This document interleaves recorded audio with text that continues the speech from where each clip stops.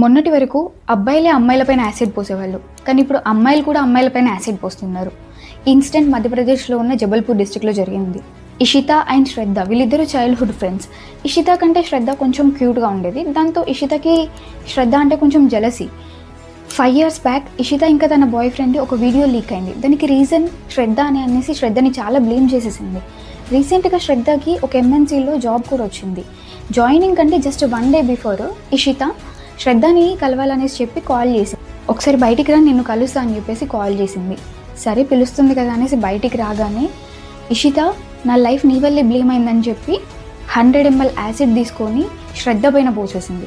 శ్రద్ధ body almost 50% burn అయిపోయింది.